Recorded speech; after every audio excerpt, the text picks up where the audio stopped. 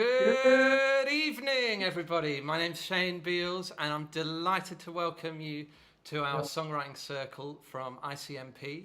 Now, as you can see, some of us, particularly, in fact, we've all got plants from ICMP in the building, but some of us are calling from ICMP in Kilburn, and others of us are various places around the UK, all connected on the Songwriters Circle. So it gives me my great privilege to introduce our performers, our writers today. From the BA Songwriter Circle, we have Jazz Beason. Can you say hi, Jazz? Hello. Great. And Jazz is one of our third-year writers from BA Songwriting. We also have Maisie and Adam, but from now on, they will be known as the Homing Pigeons. Hi, Homing Pigeons. Hi, guys. Hello, Shane. Does that mean you're both a pigeon each? Maybe. Yeah, Yes. one each. Yeah, one no each. more. Great. And Adam and Maisie are also on our BA Songwriting. And I found out today that Adam and Maisie and Jazz all live together. So it's like a house gig special, which is really, really cool. We've got Kitty, who from now on we'll be referring to her artist name, March, absolutely fantastic writer who's on the MA Songwriting. Hi, March. Hey, how's it going? Good. And where are you dialing in from? I'm dialing in from High Wycombe. Woo! Yeah, exactly. Place to be. Well, definitely. And we're delighted to welcome our featured guest as well. Her name is Orla Gartland, and I'm sure many of you are familiar with her work. Hi, Orla. Welcome. Hello, how are you? Really good, and thanks so much for joining us. Where are you calling us from? Like the Eurovision. I know. Can you hear me? Brussels. And London calling. I am joining you from West London, Acton. Fantastic. So here we go. Good luck, Virgin Media. It's all down to you from now on. I've got my Ethernet cable and my fingers crossed. I mean, come on. I'd like to say a massive thanks before we kick off to Lassa and Julian for sorting us all out tech side. So from now on, if anything doesn't work, it's not us, it's you. How the Songwriting Circle is going to work is we're going to take it in turns to play a song, maybe talk about the song, and see what stories that we end up telling as the evening progresses. I'm going to kick us off with something that normally would involve a mass sing-along. So get your best vocal cords warmed up, and remember that if you do join in, it probably won't be in time because of Ethernet cables. But it's a song called Lay Down, and I've picked this one because I just hope it sets the tone. It's inviting us to tell our stories this evening. So you heard it from me, writers. No holds barred, and here's Lay Down. Lay down your trouble, lay down your pride, lay down your fears and lay your head next to mine. Lay down your troubles, lay down your pride, lay down your fears and lay your head next to mine. Unfold your heart and unclench your hand. I will hold you gently beyond this pain as we mend. Lay down your troubles, lay down your pride, lay down your fears and lay your head next to mine. Whisper your secrets, show me your scars. I will hold you, baby. I love for you just as you are. Lay down your troubles, lay down your pride, lay down your fears and lay your head next to mine. And don't hold it all up inside. Don't store it all up inside, up inside. Don't store it all up inside. Don't store it all up inside, up inside.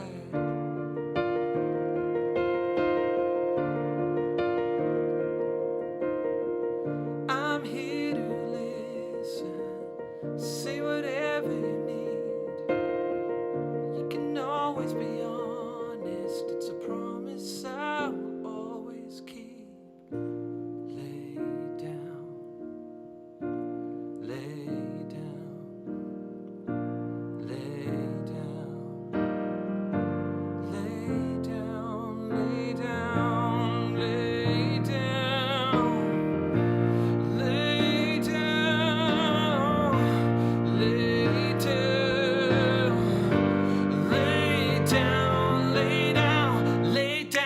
troubles, lay down your pride, lay down your fears and lay your head next to mine.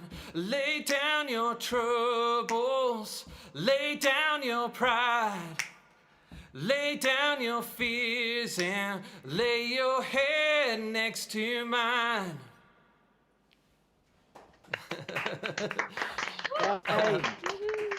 Thank you guys. Thanks so much for hearing. So you heard it here first. We're going to give you our stories. We're going to tell it to you like it is. So it gives me my great privilege to pass the virtual mic round to the homing pigeons. They call you the pigeon detectives. I was like, wow, we're going to like get some kind of northeast England indie kind of spiky stuff. But actually, we're going to stay in Kilburn. And the homing pigeons. So tell us a little bit about how you guys got together and where the songs have all come from.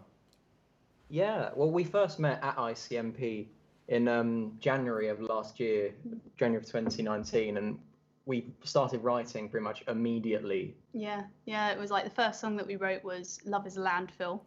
And we just were on the same wavelength with everything that we were doing, everything that we were writing, and we just, everything that Adam does helps my writing, and everything that I do hopefully helps your writing. But we've just been writing together since January 2019 and haven't stopped. Great. And at what point did you realise, hang on, this is a thing, we should not just co-write together but actually start a project? It was actually January of this year. Okay. We've got a thing about Januaries. It was it was in one of our classes. We brought in a song, the song that our second song gonna play. Yeah. And our tutor Gabriel was like, "You two should be a band." We're like, yeah. We're like, why aren't we already? And then and that was it. I think I've definitely had that experience. Not just in bands as well, that kind of matchmaking. But tell us a little bit about what you're going to play, and then let's hear it. Yeah, so the first song that we've decided to play for you is called I Said I Was Fine, and we actually haven't played it before in front of people, so this is like a debut of this song. Very exciting. I came up with this idea. I had this melody and like this messy guitar part, and started writing it kind of before lockdown. I brought it to Adam and he was like, yeah, this is great. And then throughout lockdown he took it away, he started crafting it, and then we came back together and we refined it, and we just kind of thought let's just play it. So fantastic debut performance from the homing pigeons. Off you go, guys. Thank you.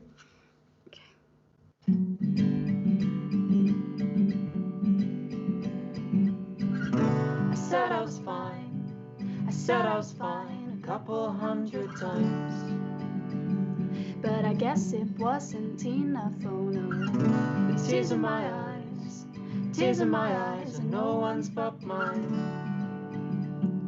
I'll be okay, just leave me alone. I don't wanna cry, so don't make me cry. I said that I was fine, but I guess it wasn't enough, oh no.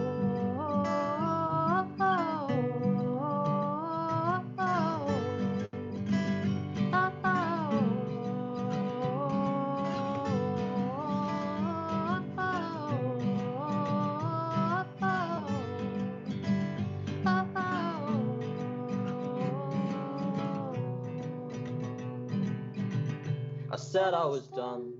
I said I was done living for someone. So just stop trying to force yourself in. I follow the sun.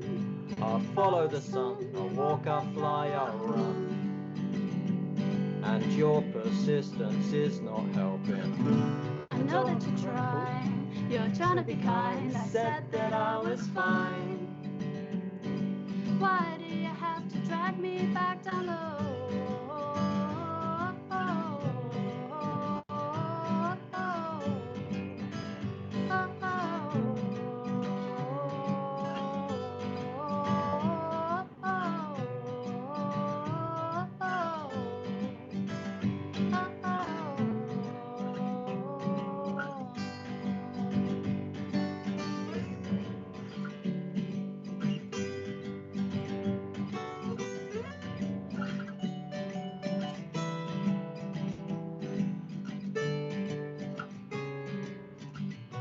said I was fine.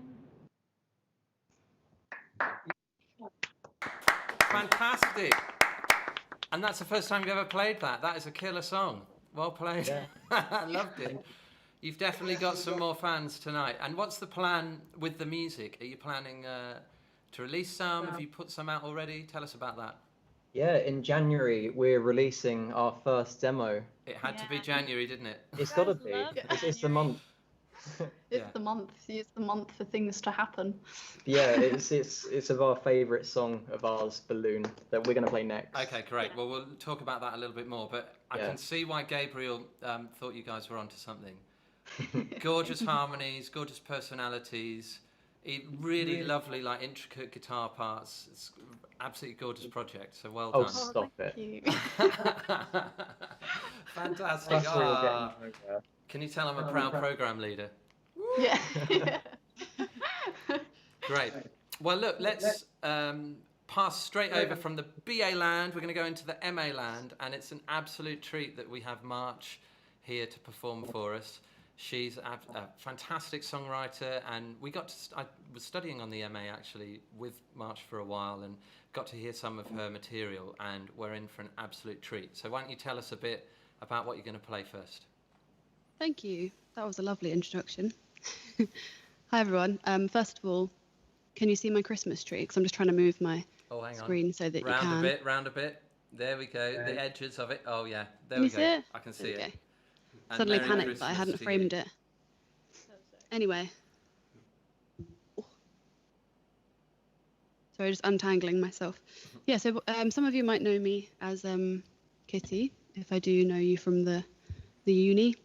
But my artist name is March, so it gets a bit confusing when I play these like songwriter type events. I've never lived in London, so I've always struggled to feel like part of the uni. I don't really feel like I am a student because I haven't been able to attend that much, and I've actually managed to attend more during like the lockdown and everything this year because it's all been online. So it's been really nice to actually meet some people via the interweb. So it's lovely to be here. I'm playing some songs, and I'm going to play you a single of mine that just came out a couple of weeks, but I think it's been more than a month now actually. I've been recording this album for the past couple of years. It keeps being pushed back now because of the old COVID. The C word. But yeah, I'm just taking my rings off, sorry.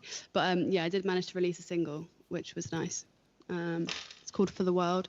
I think I actually played it, Shane, at the last thing you saw me play at. So Oh, great. Yeah. Okay. that's how old it is. Well, that was mesmerising. I do remember it. Thank you. Well done for getting it out. What does it feel Yeah, like? cheers.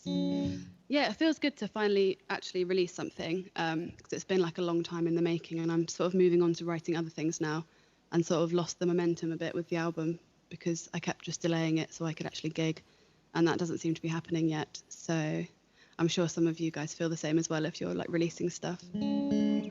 But yeah, it's good that it's out there, and the feedback has been nice. Well Yeah, done. this is called For the World. It's about weird dreams and sort of being excited to fall asleep at night because your dreams are like more exciting than the day-to-day kind of thing. It's about some other stuff as well, but you know, you get the gist. Cool. Can you hear my guitar? Yeah, sounds gorgeous. Great.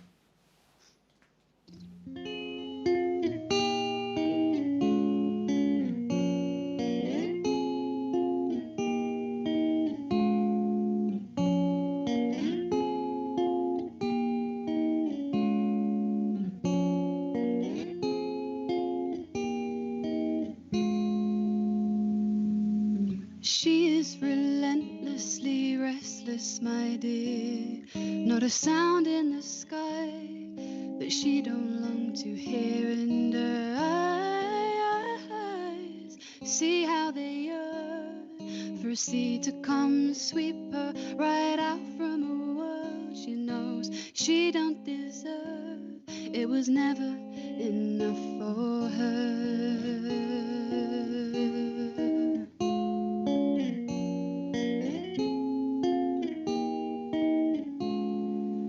Well, you and your piercing presence, my love, you just reach out and move the moon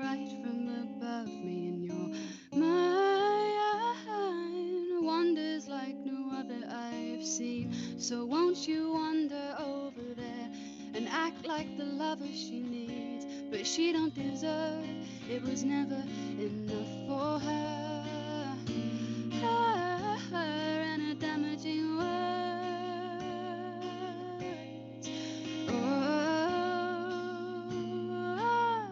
Oh, I don't think she knows she'll never be enough. Never be enough. Never be enough for the world.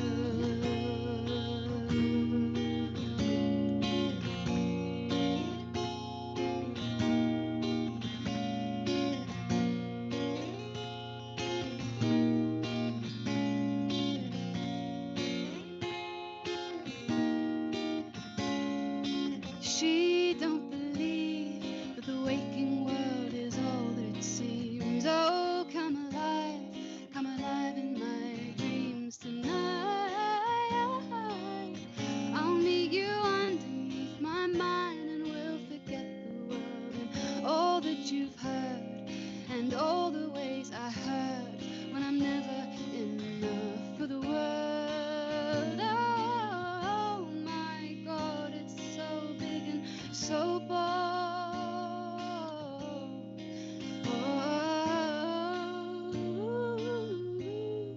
I don't think she knows she'll never be enough. Never be enough. Never be enough for the world.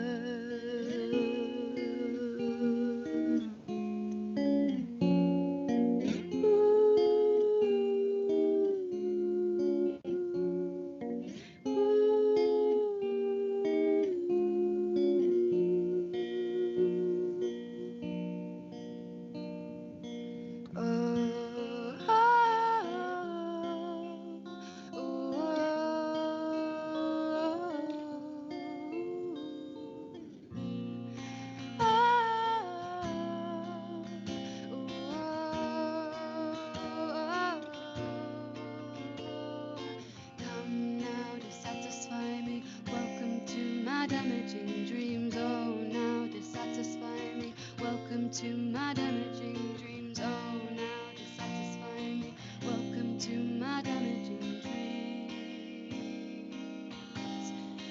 Can you hear me? Can you hear me? Can you hear me? Can you hear me? Me in my damaging dreams. Oh, it seems, oh, I'm starting to see it'll never be enough. Never be enough. Never be enough for me.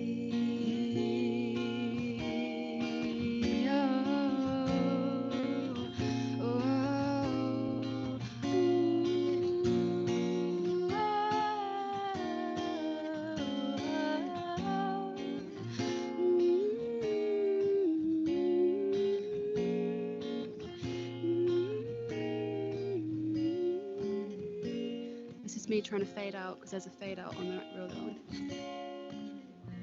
There we go. Oh my gosh. Thank you. Wow, really, really brilliant. And you know, you absolutely captured that dream state. I've never heard a modulation hit quite like that one. Suddenly it was like, what's going on? Oh, I'm flying now. Oh, okay, there's some candy floss. Oh, hang on, I'm trapped in a dungeon. Oh, okay. Absolutely brilliant. Now I tend to pick on people, and my guys will know all about that. So Maisie, what are we saying, hey? Flipping heck. Absolutely beautiful. Everything about it, like the harmony that you picked was like, it was so reflective of what the song was all about as well, and that's what was so beautiful about it. And I'm so glad that I've actually heard your music, and now I'm going to check it out because like, oh great, thanks so much. Honestly, that was beautiful. Yeah, I agree. have no other words. It was beautiful. That's great, and you really picked up on what's. I mean, I have no idea what any of those chords are called. We'll just put like hashtag March next to them. What tuning are you playing in? I'm in standard tuning. No. Go. No, you're not. I am. But I don't know what any of the chords are. I'm not like my guitar knowledge is not a guitarist's knowledge. Yeah, but all the better for it. Yeah, I'm with you. I'm with you. Definitely. Guys, I forgot to mention the sing-along part, and I'm gutted because Done it for you. There you go. yeah. Absolutely beautiful. And isn't that interesting? Not having that formal kind of training has meant that you've created your own unique voice with that instrument. When did you come to guitar playing? Tell us a bit about that before we hand over to Jazz. Probably when I was about 16 or 17, I reckon I started teaching myself. I think my mum's watching. Hi, Mum. And she's a music teacher, and she, I think she really wanted me to do. Well, I did do piano lessons for a while, and I think I tried clarinet as well, and then I just gave up on all of that because I didn't really enjoy it too much. And then decided to pick up the guitar, and I think I learnt from like YouTube. I think YouTube was like just becoming a thing, so I started playing on YouTube. Yeah, watching people like Orla and Gabrielle Aplin and the crew. Gabrielle Aplin, yeah. Who are your like big influences? Do you like Laura Marling? Yeah, I like Laura Marling. I felt there was some Laura in there. Love Laura. Especially in some of the like really like amazing chords and stuff. Yeah, definitely went through a Laura Marling phase. And more recently, I've been getting into like Kate Bush and Björk, which has been my sort of main inspirations for this album, I think. Oh, God, I can't wait to guys. hear that album. Absolutely. Thank So we'll go and check that one out. Remind us of the title again. This song that I've just played is called For the World, and that one's the out on World. Spotify. Yeah, so we'll go. There you go, Maisie. Yeah, Already thank on you. the favourites. Thank you so much. That was brilliant. And can I just ask you before we move on, actually, what's one aspect of the MA? Because obviously you've been writing for a long time, but what's something that you've benefited from or appreciated from studying or stood out to you? The main thing for me is it has forced me to get into some co-writing, which I was always terrified of. And I love writing on my own, but I've been forced to co-write. And I've actually really been enjoying it recently and writing stuff that's not for me. Yeah. Yeah, so that's definitely something Well that you done. do a lot of on the MA. Yeah, and that's really brave of you. But really great, especially if you have a certain thing that you do to try another thing. Yeah, and it's fun as well. It's like a bit different. It takes the pressure off doing your own thing for a bit, I think. Yeah. Just writing something that you don't really care that much about. Man. And you can come up with some pretty cool stuff with other people, I have found out. Yeah. My experience actually is with co-writing is it's crystal clear. And it's like, oh, that's what we need to do. And how about that? And how about that? In my own stuff, I'm like, oh, I can't just do that. Oh, it's so difficult. So anyway, that's a little insight for you. Right, let's hand over to Jazz. Jazz Beason, who's been with us. You're in your third year studying now, ICMP. Jazz is also a rep. She's an absolute pillar in the ICMP community. And we're delighted that you get to share your music today. So tell us a little bit about Jazz Beason and how you came to writing and also what you're going to play tonight. Okay, first of all, yeah, rocking the introductions tonight, Shane. Thank you. You're making me feel like a true pop star. I have been writing for quite a few years. I went through a bit of a country music phase, and funnily enough, when I went to Nashville was when I realised that I didn't want to make country music as much as I loved the trip with my whole heart. So I now do a lot of writing for myself, for other artists. I have my artist project called Jazz Beason, just me and my artist project, and it's like indie pop stuff. And the song I'm going to play today is called Wanna Know. I wrote it about a year ago after I went on a night out with someone who I was interested in, and I thought I would have been able to figure out their feelings from this night out, and I didn't. And then this song came about, so it's not the end of the world, you know? I never did find out. Hashtag relate. Yeah, absolutely. Can I just check, do I need to mute on Skype when I'm playing, or am I good? No, you're good. We can hear you. I think That's you're good. Okay, that's fine. Anything you want to say, Lasse? No, we're good to go. Yeah. All Okay, right, Jazz. cool. Lovely. So, yeah, this is Wanna Know.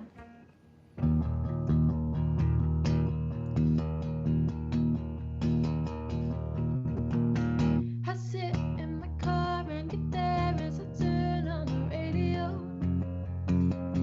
The weather is turning cold. It's about -7 degrees. I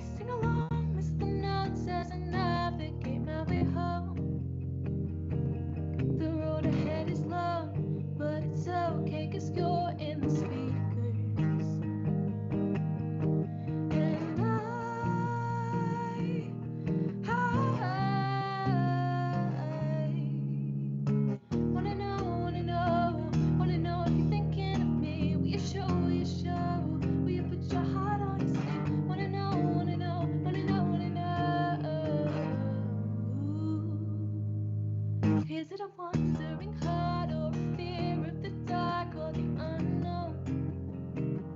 Are you weary of getting close? I'll be there so you're able to breathe. We'd sing along to a case of you, we could be getting close. If you could just let me know, you could try to put my heart at ease.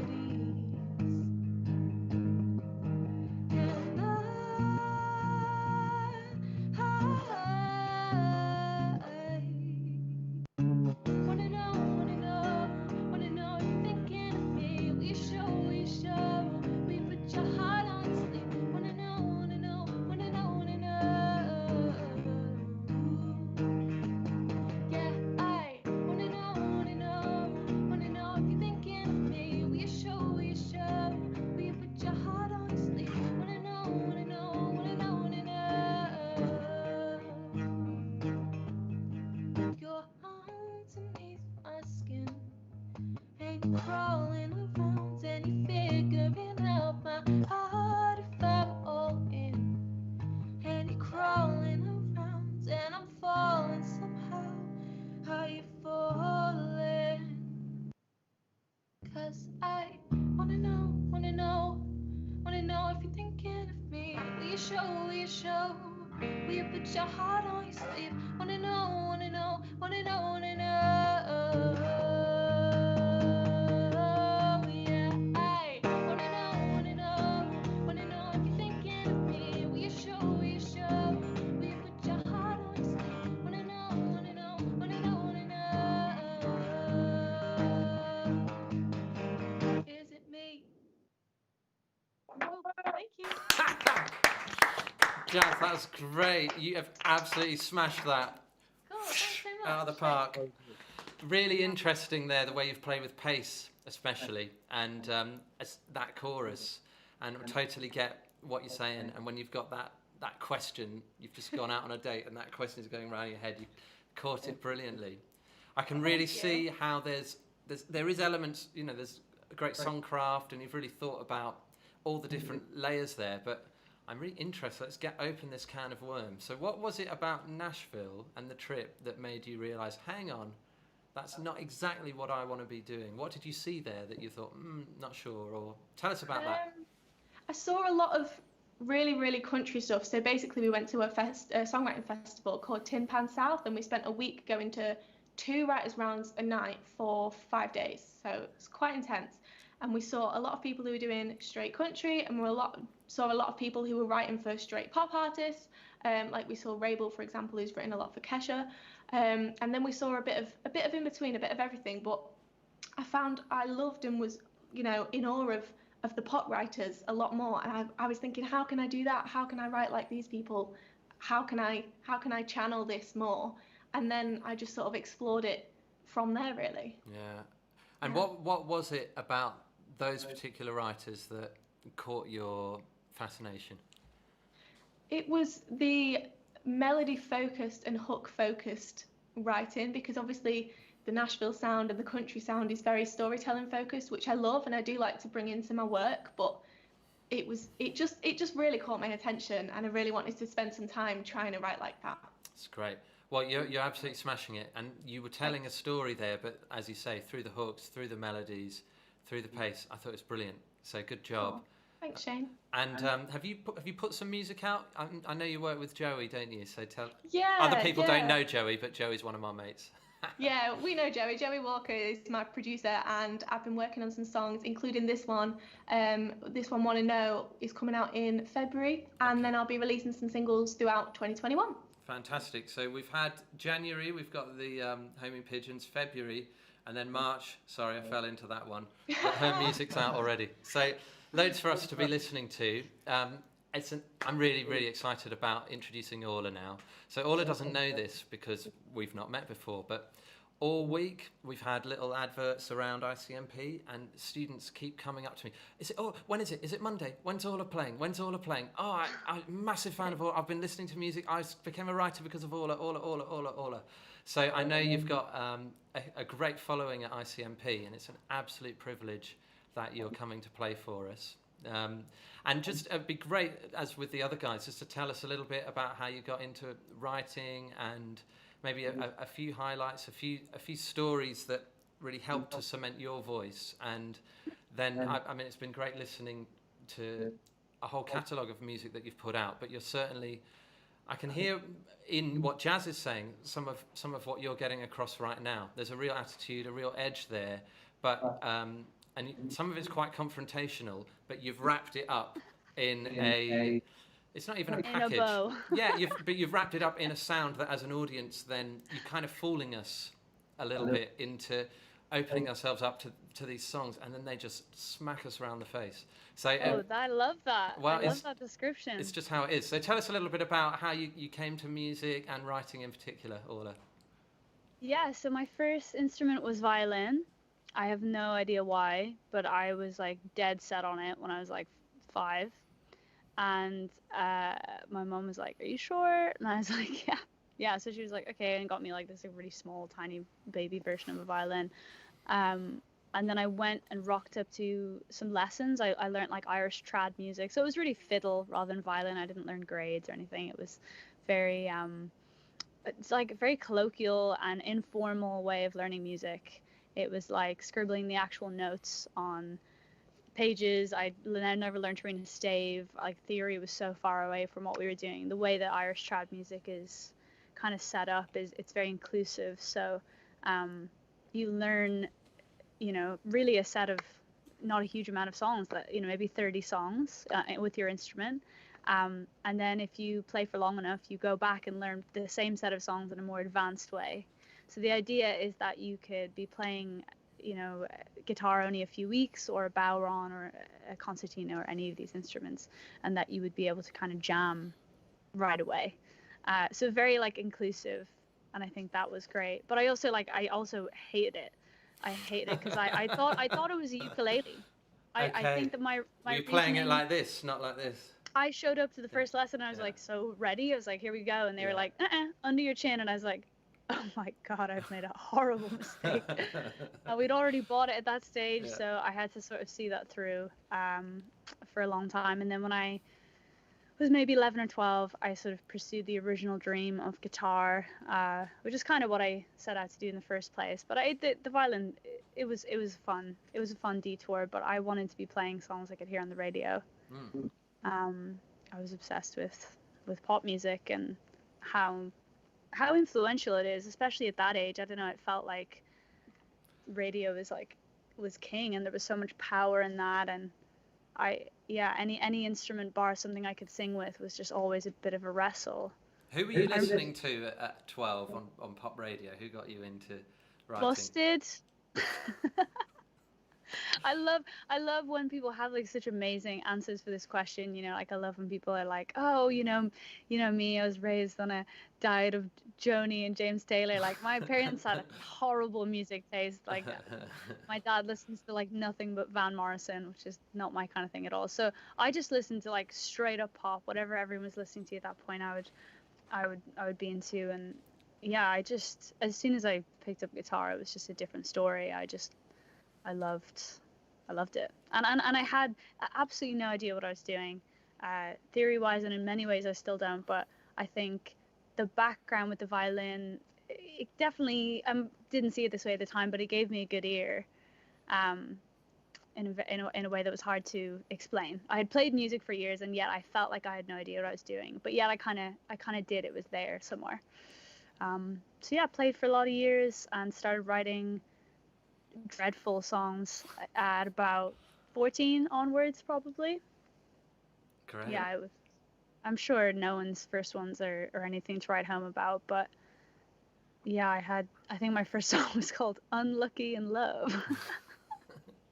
Well, again, that's relatable. I know. I wasn't, it's like at that age, like I just wrote about what I thought you were meant to write about. I was like no more unlucky in love than like any 14-year-old that wears like fedoras. And at what point did you find that there was some kind of sound, your own voice began to emerge in your writing? God, years and years, like years and years. yeah, I think everyone is, at least for me anyway, I was definitely a kind of product of everyone I was listening to at that point. I think Laura Marling was like a huge one. I was definitely swept up in the like rebirth of folk that was happening. Mumford, I was like wanted to be like this big man and like stomp my feet and play mandolin and stuff. I love that. And so like anything, yeah, I think for a while I was writing songs that wanted to be Laura Marling songs or wanted to be Regina Spektor songs. She's still a big influence as well. But I think your own voice, for me, your own voice emerges when you start to deviate from the people who inspire you. So for me, I was writing these really moody, like dark, minor Laura Marling songs, and then I'd be like, why isn't this clicking? And then I'd be like, oh, because I'm like not that dark and moody. That's why I'm not like that at all. So I think that to me is how any kind of thing emerged, was just like starting out on a path of being like so shamelessly inspired by the people that I was inspired by, and then kind of it's when you like deviate from the path, I think, that it becomes sort of your own thing. It's great. And how scary was that? How scary was it to actually say, no, I'm not going to do the Laura Marling thing? Oh, really scary, because that was like what I listened to, and it was so cool. Like I love people who had this kind of like, you know, just full demon lady vibes, you know. Like I used to listen to Laura Marling interviews, and does anyone remember LimeWire? Am I like, you remember LimeWire? So I would download, I mean, it's so illegal. I would download people's entire discographies like in a flash, and I remember getting a Laura Marling, everything she'd ever recorded, live sessions, radio sessions, like someone had like cased up the whole thing in this massive folder, and there was a folder of interviews as well. And I remember listening to this interview she did, Maida Vale interview, and she was being hard work. I have to say, she wasn't giving anything away. This poor guy was like, oh, it sounds like you've really been through a lot, and she was like, yeah. And I just remember thinking, God, you are like totally in character this whole time. Like you're so brilliant. This is not an act. You are just like this force. It's not.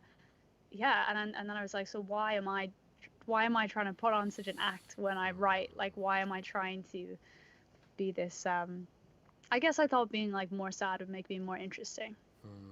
Really interesting comment about why am I putting on that act?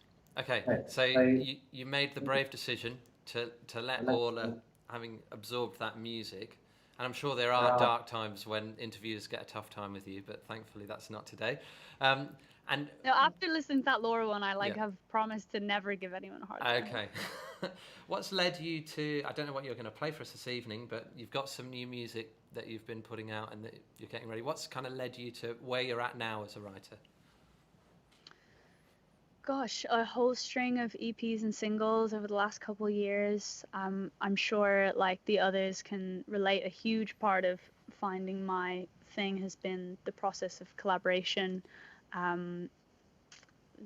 Being sort of a very protective writer when I first came to London a few years ago, opening myself up to co-writing for the first time, how kind of world changing that is in every possible way. Finding my producer was like something that took, honestly, like, I don't want to discourage anyone because I think it can happen really instantly, but I think that alone took me about 5 years. Wow. Through a lot of trial and error. Who have you ended up working with? So in classic fashion, I've ended up producing myself, which I think is what happens for a lot of people who start that journey. But I do have a co-producer who's a guy called Tom Stafford, who is just this legend of a guy. We're the same age. We met in a writing session, clicked straight away. And he was really the first producer I'd ever worked with who was happy to like let me sit up with him and do it with him. You know, that sounds so bizarre and so obvious that you should let that happen, but like there really was a lot of sessions, and you know, no offense to older dudes, but they were always with older dudes, where when I brought in like my ideas, it was like, okay, well that's cute, but you should sit on the couch and do the top line and look at the back of my head for 3 hours go and feel your feelings over there and take an Instagram picture of the back of my head while I make these beats. Exactly. And I was like, really? And I put up with that for so long. I was very passive in my first few years of sessions. I was like really learning to grow into myself, and I think especially as a girl, like it's really hard to own wanting to be involved in that process, and to have people who are willing, because I think everyone wants to feel useful in a session. I think that's what I've realized. Like, I love feeling useful. I love feeling in a room where I'm like filling a skill gap and I'm just doing it. That makes me feel amazing. And I do understand that it's hard if you come from a background of always producing artists that are very detached from the production side of it. I think I understand why it's threatening to have someone who comes in and goes, hey, you're doing a good job, but I want to do your bit as well as my bit. You know, and I think I felt like there were a lot of people I worked with that just they saw it as a threat to their role and their usefulness, which it isn't at all. And actually, it took me a long time to realize, not that everyone has to be into production, because it isn't for everyone, but like the artists that I love and always go back to, Regina Spektor, Imogen Heap, Joni, Kate Bush, like Fiona Apple, like they're all such an undiluted version of themselves. And I think, how do you get there? Like, how do you make music that is you concentrated? I think you just inject yourself into like basically as many parts of the process as you can. And if that means doing some of the production, if that means sitting in on the mixing, if it means like, I don't know, I think that's kind of how you make it the most you that it kind of can be. Flipping it. Yeah. I feel like I need to go for a long walk down a canal now and just mull over that. That was absolutely amazing. How do you find the you inject yourself into as many phases of the process as you can? Right, okay, just give me a few years to absorb that. Nice one, Orla. But it did take me years. Absolutely. This is not me just spitting this wisdom. This is like, you know, I came to London 6 years ago and spent 5 of those 6 years not understanding why I wasn't happy with the music I was making. Like, I was happy, but it wasn't like 100% happy. There was always like something missing, and like I said, that kind of diluted, concentrated thing is just the best way I can imagine it, because I would come out for writing sessions and be like, why does this feel like half me? Like, why does this feel like... And at the end of the day, whoever you're writing with, if it's a song for you, their name isn't going on it. Like, they should absolutely have some say, but they don't have to stand on stage and sing it forever. So like, you should get the final say, really, and there should be, if you can manage it, more of you than that person. And that, I guess, in whatever way you can do that. The art of being a good writer, a good support writer or co-writer, is to have that as your goal and kind of getting out of the way. Anyway, I'm so pleased to hear all that. Yeah. That set us up. What do you want to play to us? I've picked a couple songs that are from like different times of my whole thing, and the first one I'm going to play is a song called I Go Crazy, which I released a couple years ago. And I think for me this one's always really special because it marked, again, really like the first song where I was very involved in the production and felt like I had a handle on that, and so because of that, just felt like a bit of a chapter start. Like, I had been releasing music before this, but for me this was the song where I was like, actually grew into myself a bit more. Oh, great. I can't wait to hear it. And can I just say, I listened to that on the way in, and it's great production. Oh, thank you. Very, very Edge of 17, which you'll hear straight away as soon as I start. Great. Over to you, Orla. All right, sick. I'll take these out. I'm using my in-ears to feel like these have any use anymore, since shows are firmly not a thing. Okay, so let's do this.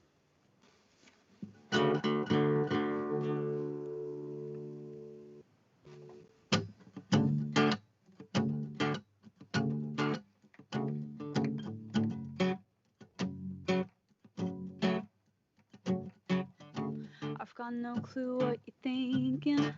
You move your hand away from mine. Shifty eyes and indecisions. Why does this happen every time? Oh, won't somebody hold me and tell me it'll all work out? Say that there's nothing to worry about now, 'cause I'm so sick of the drama and I hate to shout, but you drag it out of me. 3 words, 2 hearts, 1 baby.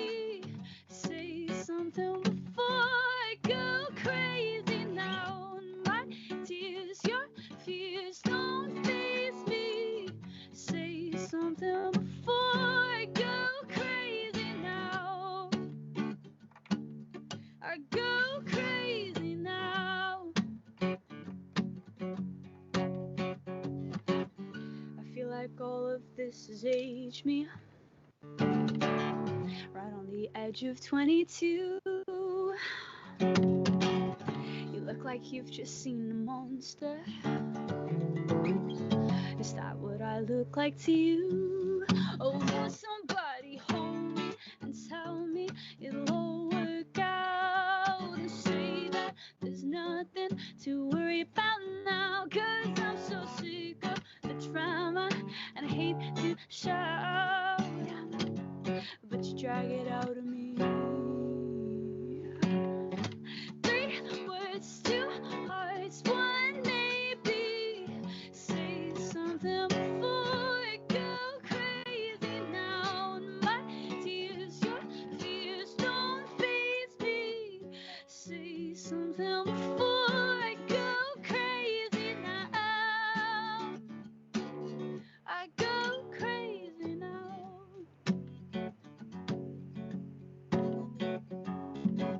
It's only a matter of time, a matter of time, a matter of time.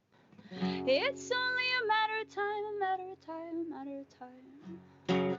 It's only a matter of time, a matter of time, a matter of time. It's only a matter of time, a matter of time, a matter of time. 3 words, 2 hearts, 1 maybe. Say something before I go crazy now. And my tears, your fears don't faze me. But if so something it scares me. And 3 words, 2 hearts, 1 maybe. And say something before I go crazy now. And my tears, your fears don't faze me. Say something before I go crazy now. I go crazy now. I go crazy now.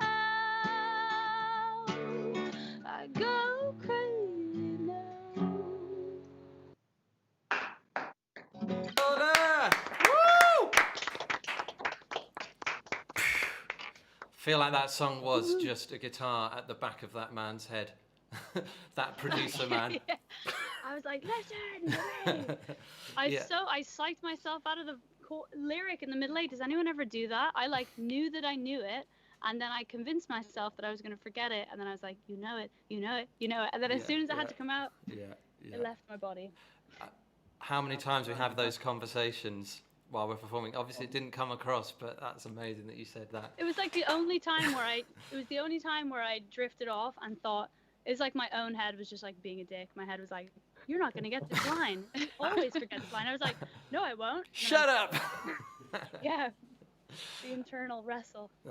Thank you so much for bringing that. And you can hear the kind of energy. Obviously, the performance was great, but you can hear the energy in the song, the growing frustration, and the like, I'm putting down a marker now. I'm going to pick on Jazz. What are we saying, Jazz? Having listened to that one. Yeah, it sounds really great. The energy just comes across really well. Yeah, love it. Thanks. Brilliant. And that you guys are able to do that.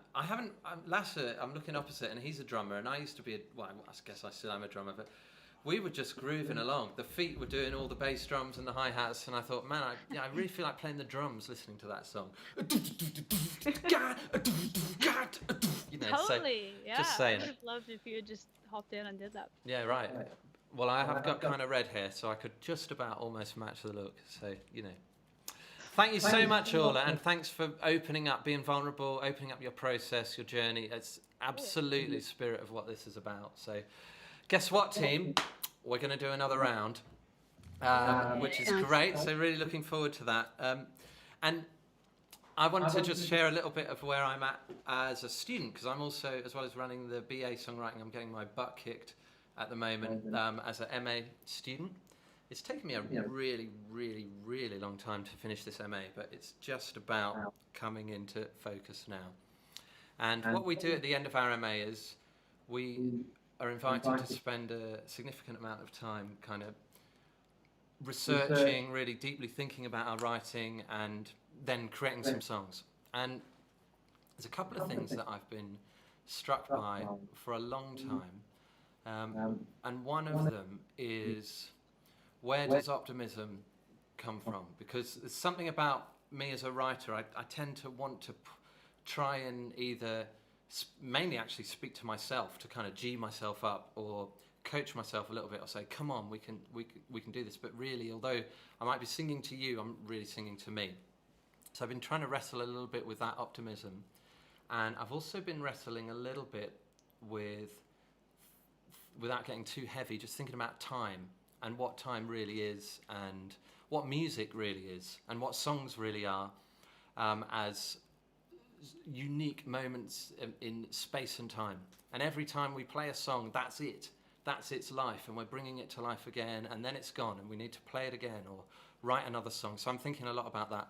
And I stumbled upon this quote from James Baldwin, the author and activist. And he writes, "There is never a time in the future in which we will work out our salvation. The challenge is in the moment. The time is always now."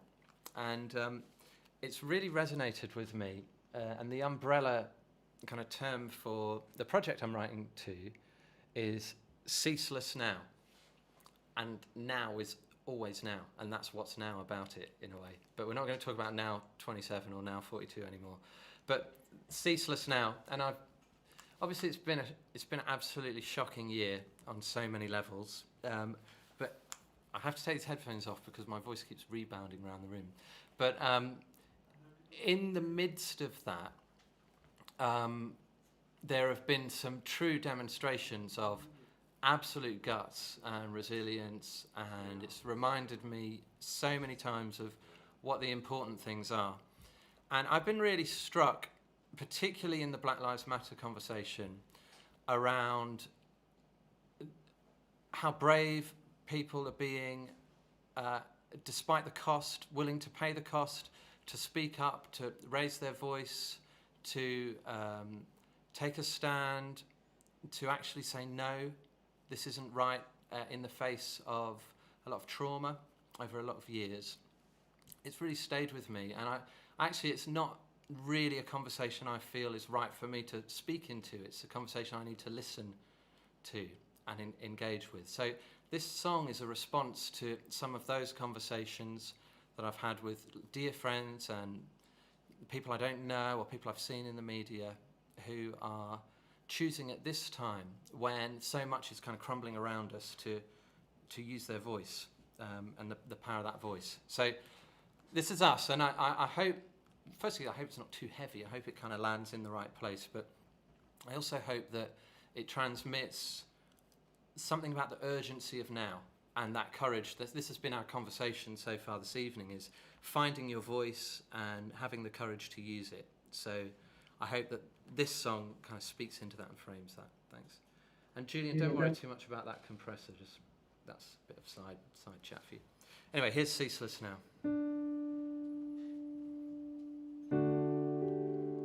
Nothing left that once remained.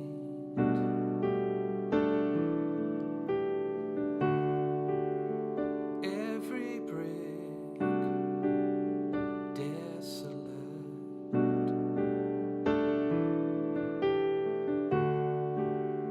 Timid voice wrapped in fear.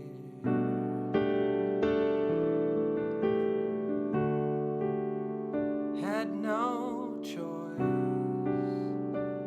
but to say it clear.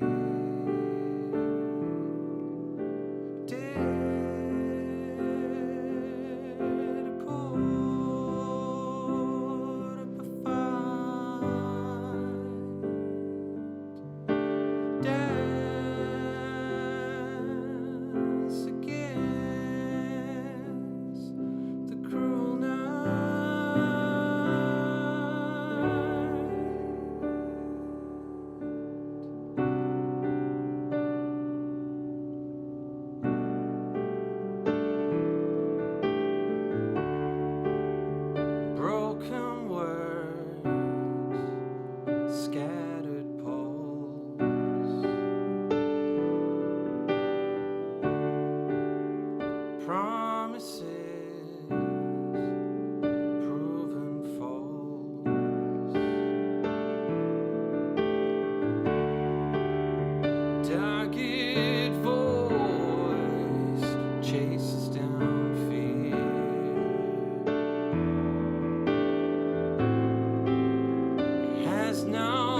choice but to say it clear. Dare to put up a fight. Dance against the cruel night. Will you dare to put up a fight? Come and dance again through the brutal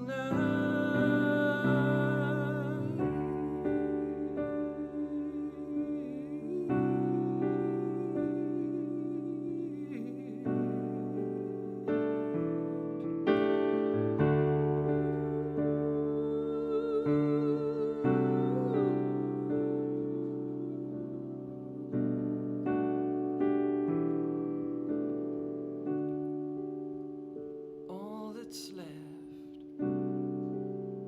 is all around.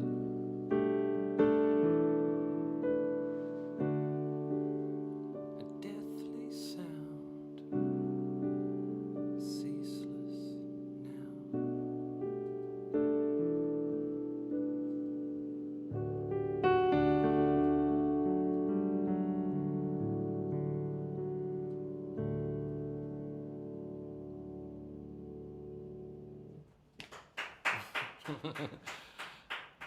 Thanks, guys. Thanks, team. Okay, so. That was awesome. So Oh, thanks, March. Appreciate it. All right, so Really beautiful. off we go. You've been told now. We're going to hear the balloon. I love this song. I bloody love this song. I heard it in a class that we had the other day. I was like, ah! And actually, I haven't told Adam and Maisie, but it was played off my computer, and I've just sneakily kept it on my iTunes, so I can refer back to it every now and then. Have you? Oh, that's a big compliment. It's going on LimeWire. Me and Orla. Audience of one. So you've kind of teased out that you started writing a couple of Januaries ago, and you formed a band last January. And where in the process did this song come, The Balloon? Was it last year? Was this the one that the band was formed around? Yeah, well, we wrote it because, so there was we had a task during the theory class where we had to go off, and it was about melody. I think we had to come up with a hooky melody, and just came up with this. We just started humming this melody, and we're like, oh, we like this, and we just put absolutely nonsense lyrics to it. Like the original lyrics were like elephant, mashed potato or something. Oh, I see, because you're focusing on the tune, not the words. Yeah, wicked. We just kind of put in placeholder words and syllables. But we were like, we thought there is something in this song. Yeah. And so we took it away and sort of worked on it. And that's when we brought it into Gabriel's class, where it was like, this is a thing. This idea that was Love it. there's a dynamic there, because it's very conversational. Love it. And it's very short as well. It's very short and sweet and very light-hearted. So following Shane's. Oh yeah. Sorry, guys. No, but this is what we need. This is part of it. So, tell us a little bit how you came to the final lyrics, maybe having had that tune and that vibe. I don't know if I'm remembering this correctly, but because the original, the first two lyrics are elephant, alligator, we were thinking of the zoo, and we had balloon in there already. Yeah. And then it was sort of pieced together from the jigsaw puzzle pieces, wasn't it? Yeah, and we just kind of created this little story, and then it was it's like a story about friendship, but it's not too metaphorical. It's a very simple song. Very simple song, yeah. Fantastic, and I love hearing you both chat about it as well, because you can hear that in the music. But anyway, I know this song, and I know it's a belter, so over to you, Homing Pigeons, and Brilliant. Remind us of the title. It's something about balloons, isn't it?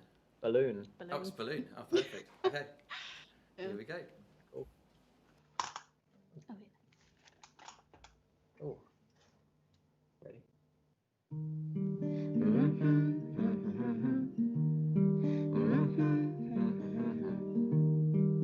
Lazy day, Couch potato, Tony Hawk, pro skater.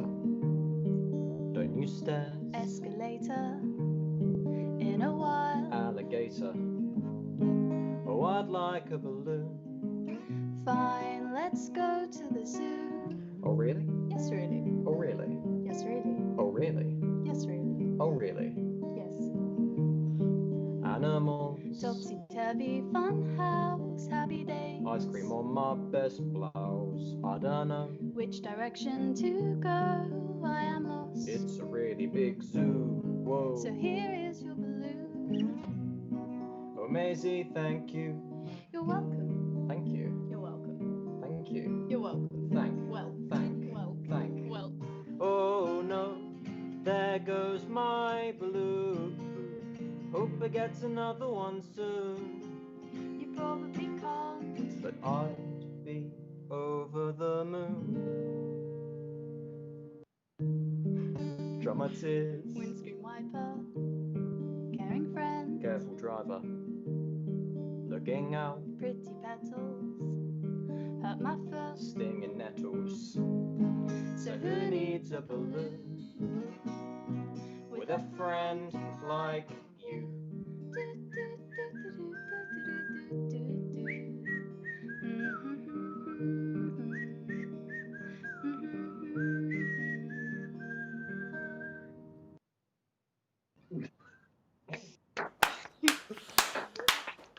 That was so cute. Oh, what you guys?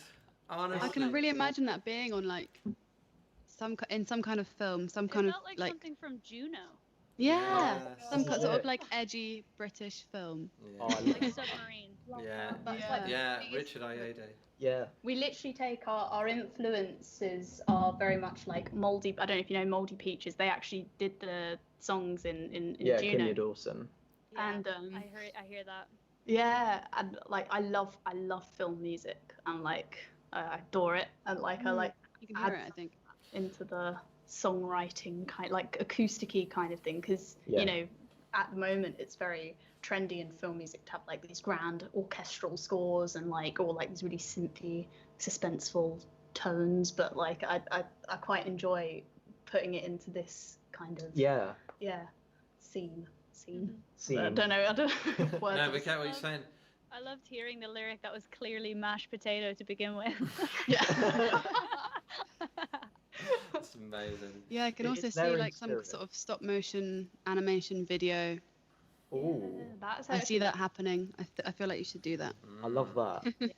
Yeah, we have got some ideas for like the music video of it. I think I can have so much fun with that. I like Yeah. coming up with like I like listening to music and being able to come up with like a music video, like a film Yeah. idea for it or something like that. And I find like I connect with songs better like that actually.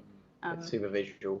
Yeah, so like I like the fact that with this it's just very simple story and it could be like very simply shown. Yeah. Yeah. Awesome. You know, it's so interesting because it's great you picked up on that. Maisie's focusing on film music.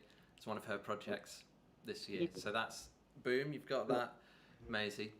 Yeah. As recommended by March and Orla. And just to say, these guys, as with most of our students last March when we went into lockdown, had been preparing to do gigs. I'm sure you had gigs as well that suddenly had to be cancelled. And so for their assessments, they made music videos instead. And Maisie's and Adam's were absolutely brilliant, really imaginative. They only had maybe a couple of weeks to reimagine the whole set, and it was absolutely brilliant in different ways. Maisie got her whole family involved because they were all locked down together, and she created this 4-part serial about a night out that went wrong and the consequences of that, and it was absolutely brilliant. And then Adam, what did you book out, like a school hall or something? Yeah. Yeah. And he would say, thank you very much, and then it would cut to this empty amphitheatre where no one was, and I thought, yeah, I kind of connect with that right now, Adam. And every song had this unexplained, it had a canvas, but in between every song, it would just change slightly randomly, or maybe and then at the end, he'd just pick it up and leave, and it was absolutely brilliant conceptually. So we can't wait to see the balloon music video. And we can't wait to hear the song. And I'm not sure, Adam, whether you shouldn't just stop calling it a demo because it's great. It just lives. It's great as it is. Yeah, this is the song. This is the vibe. So well done. Great. Good job. Thank you. Thank you. Okay, so now we're going to hand back to March, and really looking forward to hearing her next song. It's been so interesting, the theme that's emerged around voice, discovering your voice, discovering your sound, and so I don't know if you want to speak a little bit more into that as you set up what you're going to play now, but tell us all about it.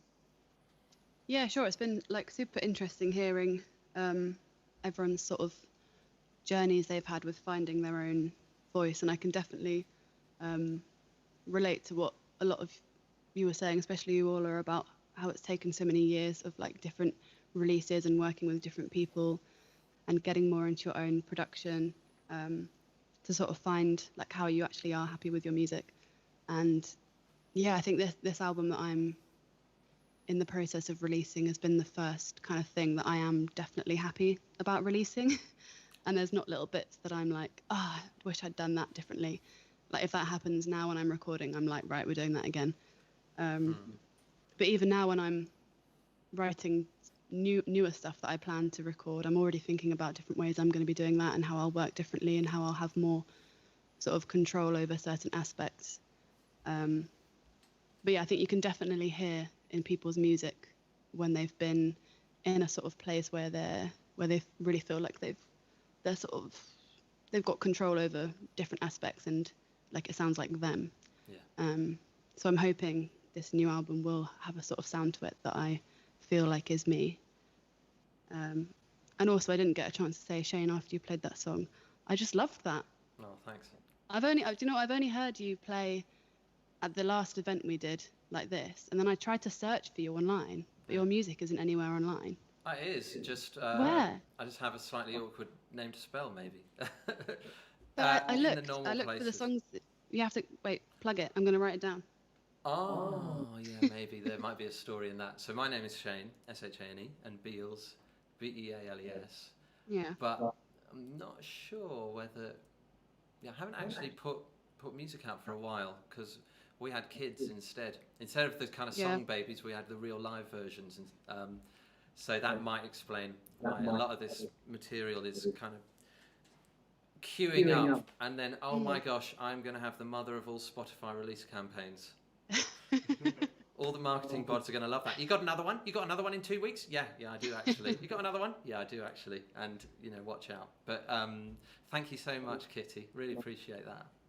Yeah, I was getting big sort of Radiohead vibes in the chorus, which I loved, but also it wasn't, because it had sort of more like poppy, almost like musical theatre piano, and it was just like a weird mix, and I loved it. So I would love to hear that again. If you do record it, send it over. Okay, will do. Been told now. I've been trying to decide what I'm going to play for you. I thought it would be fun to play something that I'm kind of working on for my songwriting MA, but then I changed my mind and thought I'd play something from my new album. Yay! So I think I'm going to do that instead. Yeah, full cream Kitty, that's what we want. Don't give us this co-write malarkey. So yeah, this is a song called Blue Hour, and it's one that I've played live quite a bit because I wrote it like quite a long time ago. But it's one of those songs that I think the recorded version sounds very different. I don't know, actually, maybe it doesn't. Maybe that's just me. But what I'm trying to say is I'm very excited for it to come out in its full sort of produced state, because it's got strings and some cool stuff. Correct. Yeah, this is Blue Hour, and hopefully you'll be able to find it soon online in 2021 at some point. All our hopes pin on 2021 now, don't they? In so many ways. There'll definitely be a new single in January, but it's going to be a different one, not this one. Okay. Yeah, anyone listening that is new to my stuff, I'm going to do the plug. I'm going to do it. You can find all of my stuff pretty much at March Official UK. I'm on all the usual stuff, and I've got a Patreon club, and I've got all the usual stuff. So if you want to find me, please do, and I'll find you as well. March Official UK, brilliant. Yeah, I'm really annoying to find on certain things as well, but on most platforms I am under March Official UK. Great. Anyway, this is Blue Hour. Thanks very much for having me. It's been lovely to listen to some live music and see some real people while I'm doing it. Cool. This is kind of a love song. Yeah.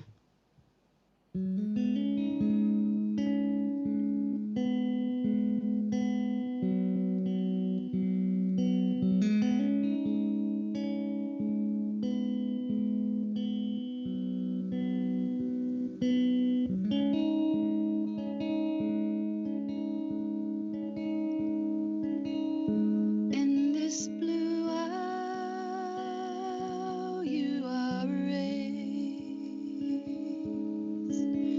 but I'll be back soon, safe in your gaze.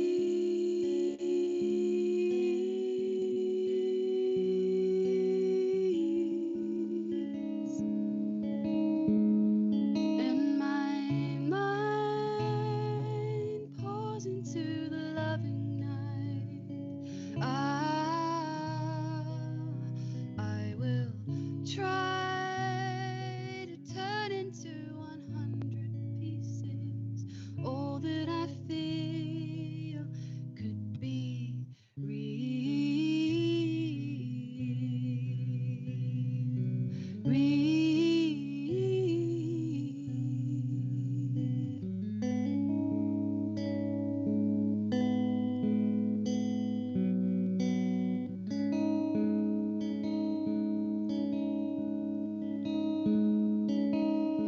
In this blue hour, I'm under fire.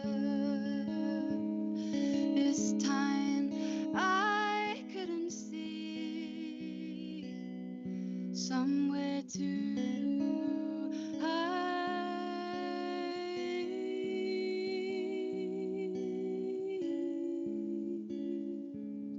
And now I can't pretend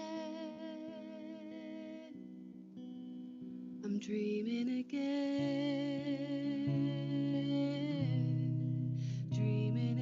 of mothering and loving and my smothering him, and my mind pours into the loving night. I will try to turn into 100 pieces. All that I feel could be real. It's real.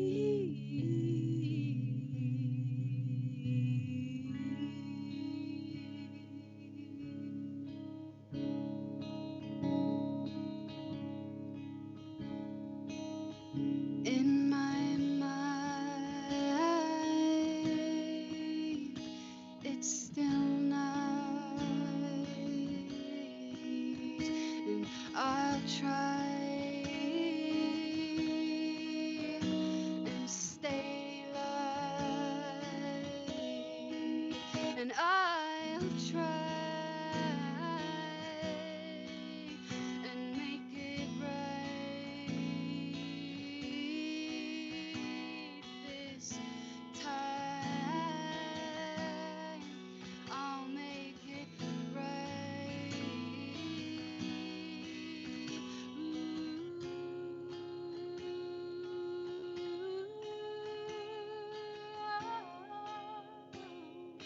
I never known how this could feel. So please tell me that you're loving, that you need me, and love is real, 'cause love is real, love is real, real. And I'll be alright in time. And now I make my way back into your eyes. And now this temperamental temperature rises. My horizon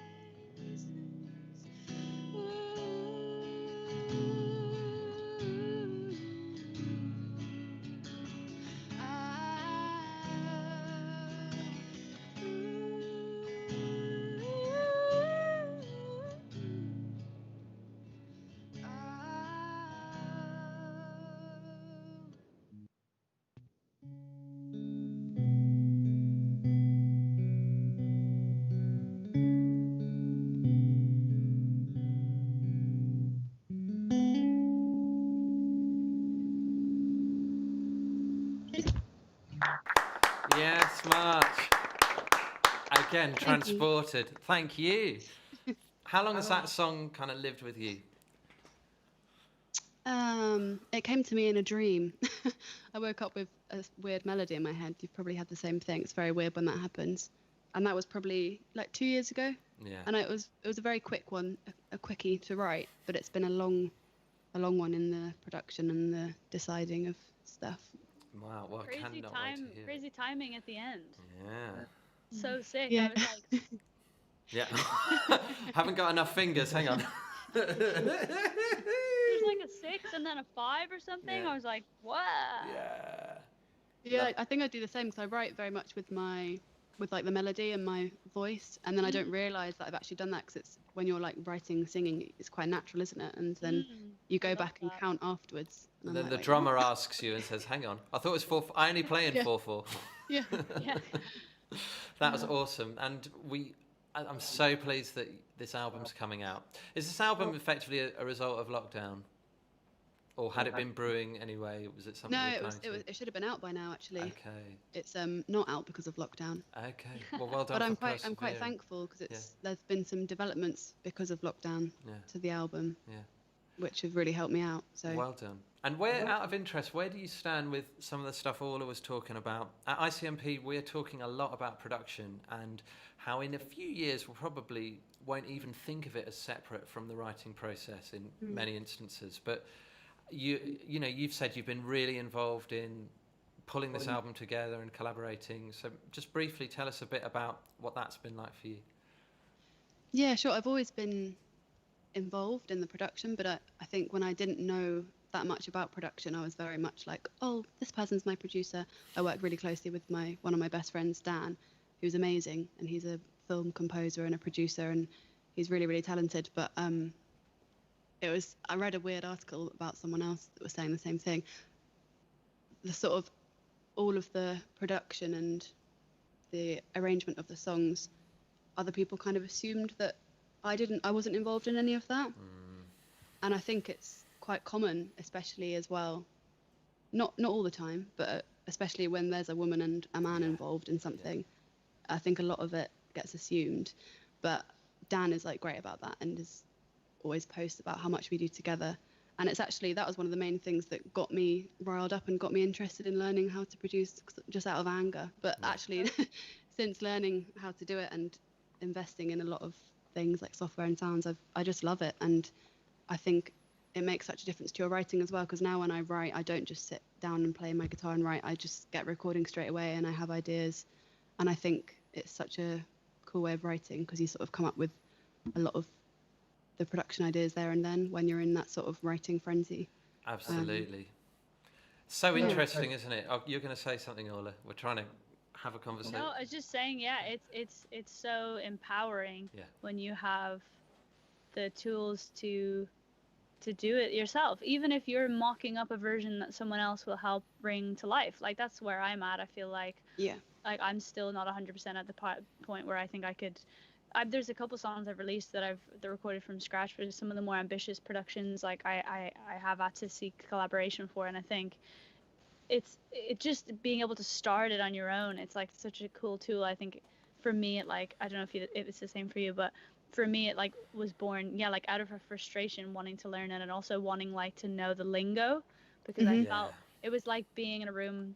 Sometimes being in rooms full of people who were speaking a language I didn't speak. Can you just tune that 22k, please? Can you just like make the whole thing sound like a bit more purple? It's like always not in that voice as helpful. well. Yeah, it's not helpful. And I think as soon as you start by being like, oh, cool, actually, like I want my vocal to be brighter or wetter or more compressed or less compressed, and like you find yourself saying these things, and I think that's like one layer of the like empowerment. And then I think getting to actually execute it yourself, even if it's in a very demo-ish kind of way, that's just like a whole other layer of empowerment. I think it's so fun. I think it's really, really important as well that there are just more female producers, because there aren't enough, and we can produce amazing stuff, just as good. And I find like as a songwriter, whenever I do like some of my own stuff as well, like it's good as well to hear potentially what the final product could be, and being able to, like you say, do that yourself. So And you it's know, so amazing. Like there's this what would you call it? Like a group kind of thing that my friend started called She Writes. Yeah. Yes, yeah. Yeah, they're really sick. My friend, her artist name is Violet Skies. She like runs it, and they had a all female writing camp that I was part of a few years ago. It was the first time that I had ever worked with a female producer in like 4 years of doing sessions at that point, which is really horrible to think, but just the way that it worked out. And it was a totally different vibe. Like it was and it wasn't. Yeah. In one sense, it was like sessions are sessions and everyone does their thing, but like at the end of the week, having done a whole week of it, a lot of people came back and said, I feel more comfortable playing instruments in front of people.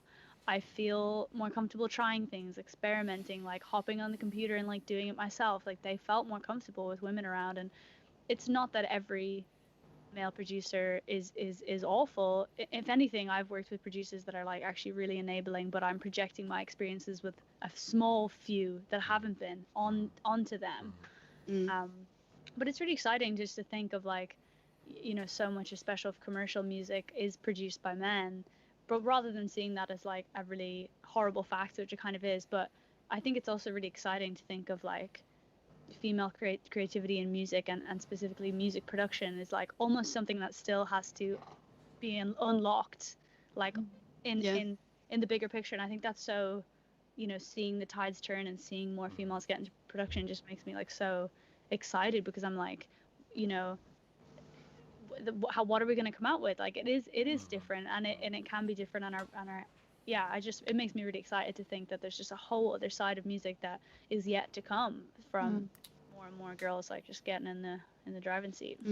Yeah, it'll be interesting to see like how the charts look in 10 years in terms of like production, and because like She Writes, it actually inspired my dissertation, so I'm writing about women in chart music at the minute. So yeah, I can't wait to see how it evolves. Oh, cool. Hey, Orla, just saying, you know, maybe we can get an intro for Jazz for Absolutely. some primary research. Yeah, cool. Yeah, no, 100%.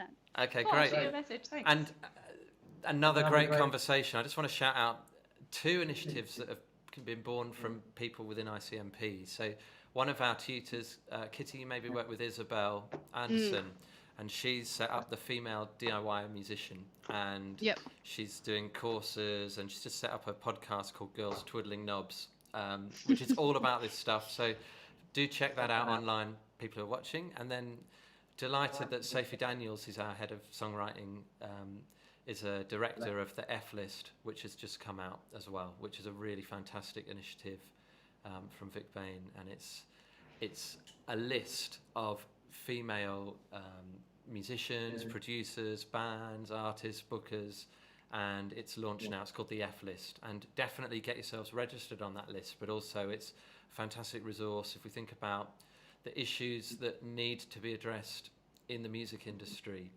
Having this resource is one fantastic response to that. I'm Go gonna for it, put them Orla. in the comments on the YouTube thing. Yeah. Oh yeah, I just want to shout out one more group. It's not an ICMP one, but my housemate and best friend Lauren has just started a group called, not production specific, but just women in music, called Girl in Repertoire, and it's a sort of mentorship idea. So girls, artists, or anyone in any side of industry, but females are or maybe a few years into their role and whatever it is, they're pairing them with people who are just women who are just starting out in music, and just organizing like some contact between. And I just feel like, especially being an artist, when you do maybe eventually like leave uni and go out into the big bad world of music, it can just be like so intimidating and such a kind of crazy lawless place that I'm really excited to see what they do with that. And I know they're looking for people on both ends,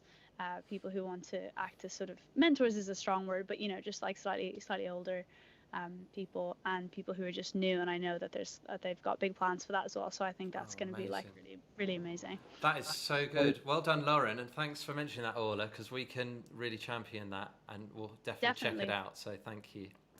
Okay. Jazz, come on, let's make it happen. And you've been working with Joey a lot. We've mentioned Joey before, but I know him really well. He's someone who is one of those kind of collaborators, isn't he, in realising your ideas? Definitely. I mean, we always have the chat of like, it's very much a co-produced session. I take in demos and then he makes them sound magical and wonderful and, you know, industry standard, radio ready. He does so much, and he's very validating, and he makes me feel so good about myself as a producer, which is exactly how it should be when you walk into a session. Yeah, he's really great. Great. Well, tell us about what you're going to play for us. You've changed to an acoustic, I see. I have, yes, the trusted acoustic. Is it a country song? No, I'm joking. It's not, no. It's another song that I've been working on with Joey that I'll be putting out in spring next year. And it was written in lockdown, actually. And I wouldn't call it like my lockdown song, you know, how everyone has a quarantine song. But it was sort of written about that. And I am really close with my friends from Lincolnshire still. We still all do a lot together, and throughout lockdown 1, we spent a lot of time on Zoom, and we are doing now, because we missed each other and we missed the pub and we missed going out. And I wrote a song about that, and it's called Feel Alive. Great. Bring it on. Okay.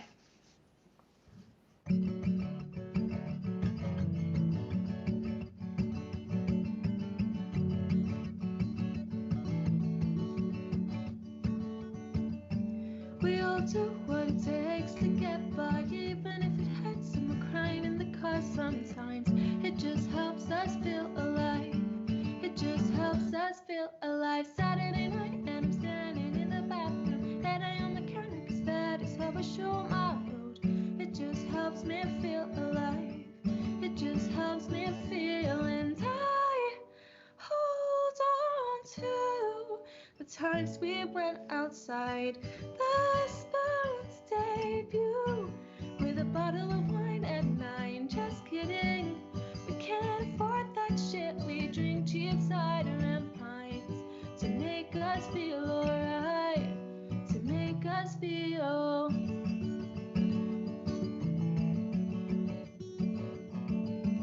We reminisce and call upon the old days, going to school, dreaming up the day that we'd get paid, but we're still on minimum wage. You tell me it's just a phase, internet talking till the early hours, pull apart the system till we feel like we've reclaimed ourselves.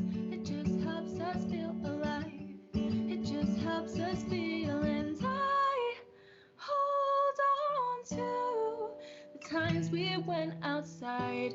The Spoon's debut with a bottle of wine at 9. Just kidding, can't afford that shit. We drink cheap cider and pints to make us feel alright, to make us feel, make us feel, make us feel, make us feel, make us feel something, make us feel, make us feel, make us feel, make us. And I hold on to the times we went outside.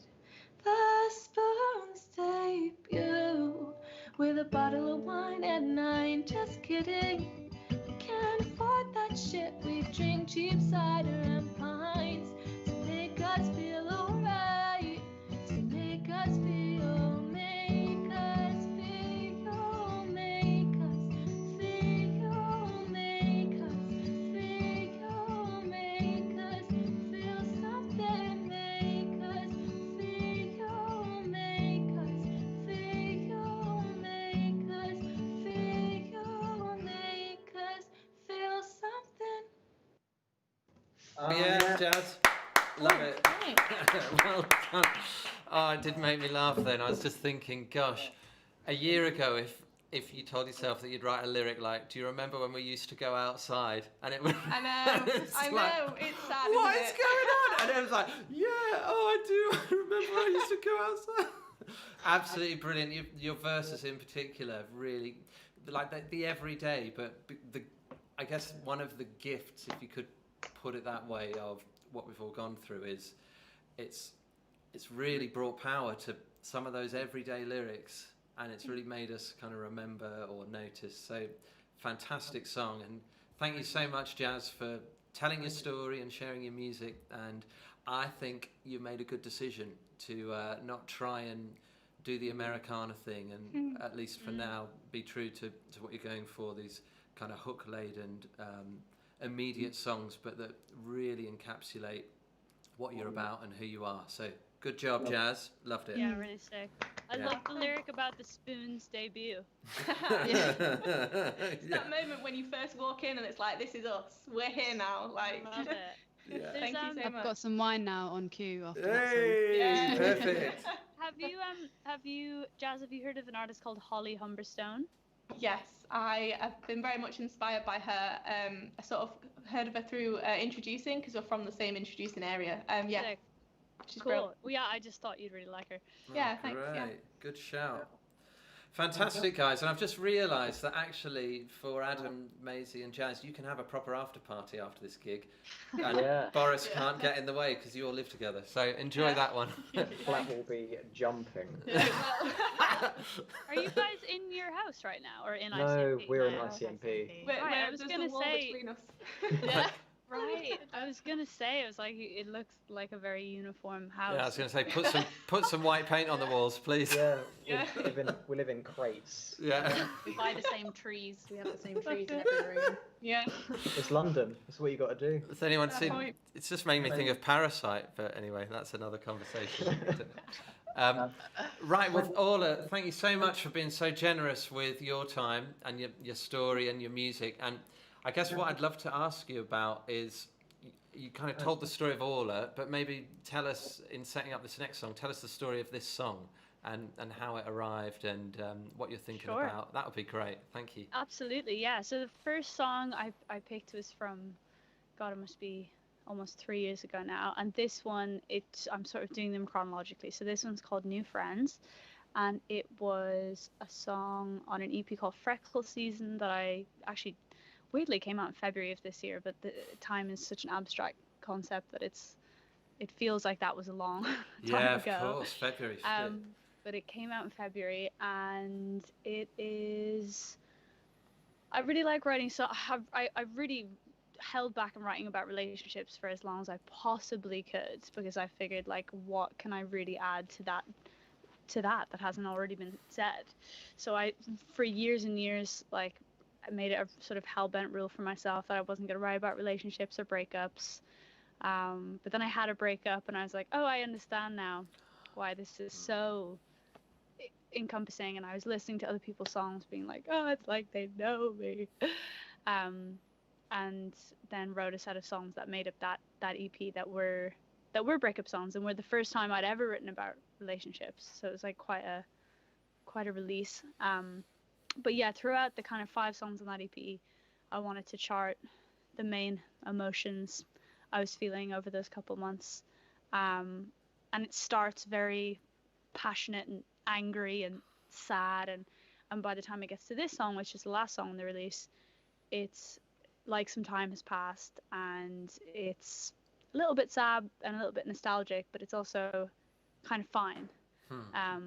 It's sort of at that stage. It was like the last song I wrote for that release, and it felt like the last song because it was like, it wasn't passive. I didn't stop caring about that person, but I figured I could probably pass them in the street without bursting into tears, and that felt like progress, you know. So I liked the idea of having this set of songs that started like passionate and angry and sad and devastated, and sort of ended up here, which is a little bit more chill and a little bit more accepting, I guess. Okay. Wow. So this is called New Friends. Great. See if I'm in tune. I think so. Okay, cool. Yeah, this is called New Friends.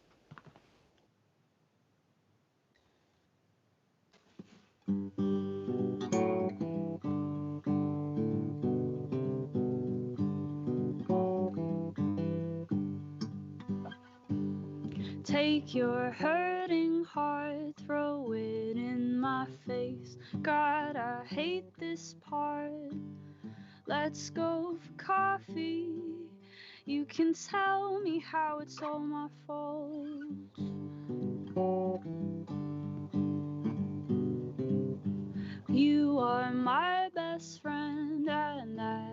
hasn't changed. Wish that we could mend this. I had a freak out. I tried to reach out and you ignored me. Lauren said you were working at the bar, pulling pints for rich guys, wishing on a star. Now you've got new friends, oh I don't doubt it. And to them I'm just some girl who broke your heart and wrote a song about it.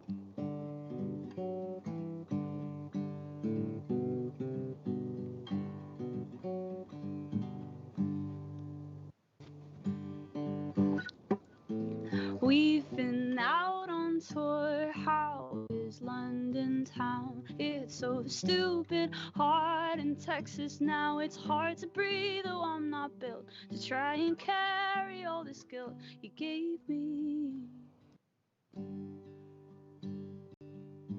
And I know when I'm home, I'm bound to see you somewhere, but you'll keep walking. You owe me nothing, but it'll kill me right there.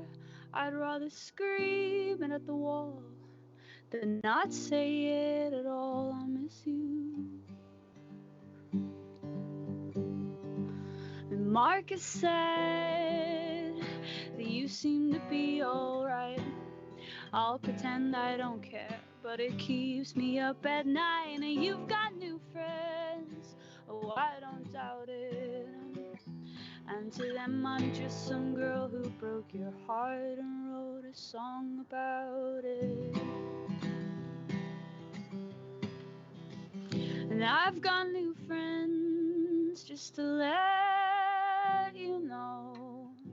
And to them you're just some boy who lost his mind and took a while to let go.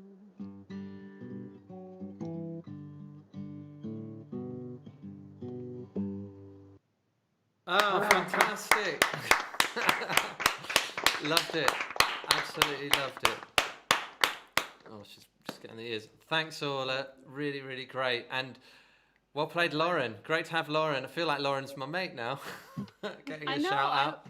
I love a name in a song. Yeah, yeah. I used to hate being that specific, and now I love it. No, it's great. It's so interesting, isn't it? How the more specific it gets, sometimes actually the more universal it can. Totally. Yeah. I think that's like one of the great songwriting myths is that you have to like keep your words so vague in order to like relate to more people. I think that's totally wrong. Yeah. I think you can have a bit of both, but sometimes when you're really specific about your own situation, I think people still see themselves in it, even if they don't know who Lauren is. Well, I feel like we kind of do now. Oh, go for it, Kitty. Sorry. I was going to say, I feel like it's actually such a big skill to fit words like that and like specific things and names into songs. And I've tried doing it recently. I've been trying to write like in a certain style, and like fitting sort of modern day lingo and like just like specific things in that have happened. And it's actually really hard to do well. And I'm jealous of people It can be do quite, that. yeah, no, I mean, sometimes I can, sometimes I can't, but it's very like, it can be a bit angular sometimes. I think hearing, I don't know if there's any Phoebe Bridgers fans in the house. Yeah, Come on. definitely. Yeah. But her first album to me was one I listened to and was like, oh, this is made, the experience is enhanced as a listener for me by hearing her reference all these people that I don't know, and it doesn't take anything away. If anything, like it just gives it more of a world, and it's just so special. I love it. Yeah. And that was the exact same inspiration for why I was trying to write specific songs after listening to her newest album. Oh yeah. So that's funny. And yeah, it's hard to do. Nice shout out to South by Southwest as well. Enjoyed that. Oh yeah, yes. Love that. Yeah, well, I loved it. Well, look, we get the privilege of hearing something else from Orla, but before we do, I just want to say a massive thank you to everyone who's tuned in, and to Lasse and also Julian for helping us with the setup. And thank you, Kitty at March, for performing. Absolutely sensational. Jazz. And also we had the Homing Pigeons, or Adam and Maisie. And it's not just the quality of the songs, but the quality of the conversation as well. And it's been really, really wonderful to be part of it. So thank you so much. Sorry, quick shout out to Shane as well for being an amazing host. And well done, everyone. Yeah, thanks, Thank you, Shane. Shane. Yeah, you smashed it. Smashing that. Well, I'll tell you someone who's smashing it. I've watched your latest video, Orla, and I don't know what you were planning on playing, but it's been absolutely brilliant to get to know your music through kind of listening to it online and watching it and then hearing it now, stripped back. And you're a real gift, and your music's a real gift, and it's been a gift to us at ICMP to have such generosity, openness, and really unpack some of these songs. So thank you. And Thank you for having me. Yeah, you're an absolute inspiration to you already were to many of our students, but I'm sure many, many more, and myself as well. So thank you. And what are you going to kind of play us out with? Tell us about how this journey is going to end. Yeah, I'm gonna just play the most recent song I've released. That felt like a good way to cap it all off. It's a song called Pretending. Yes. And weirdly, just before I play it, there's like a random book I'm reading at the moment with a quote that I've been like just bookmarking for this since I read it because I thought it would be really interesting. It's a book called Big Magic, and it's by Elizabeth Gilbert, who wrote Eat, Pray, Love. And it's not specifically about music, but it's just about creativity. In her case, she's a writer, and there was a quote from it that I took the other day, and I just thought was amazing, that I just wanted to share before I crack on with this last one. See if I can find it. I put it in a weird tab. Oh, I have, bear with. But she basically speaks about the idea of genius and how it's not necessarily like a type of person or you're not the genius. It's like the genius can be considered to be an external thing, and it's something that I've really been thinking about lately. So it says the Greeks and the Romans both believed in the idea of an external demon of creativity, a sort of house elf, if you will, who lived within the walls of your home and sometimes aided you in your labors. The Romans had a specific term for that type of helpful house elf. They called it your genius, which is to say, the Romans did not believe that an exceptionally gifted person was a genius. They believed that an exceptionally gifted person had a genius. It's a subtle but important distinction, being versus having, and I think it's a wise psychological construct. The idea of an external genius helps to keep the artist's ego in check, distancing him somewhat from the burden of taking full credit or full blame for the outcome of his work. So if your work is successful, you're obliged to thank your external genius for the help and thus holding you back from total narcissism. And I just thought it was really sick. Yeah, that is amazing. And little did you know that Big Magic is on our MA creative process syllabus. And oh, brilliant. That Sophie's makes a total massive sense. fan. So thank you so much for bringing that. And let's hear Pretending. Yep, let's do it. All right.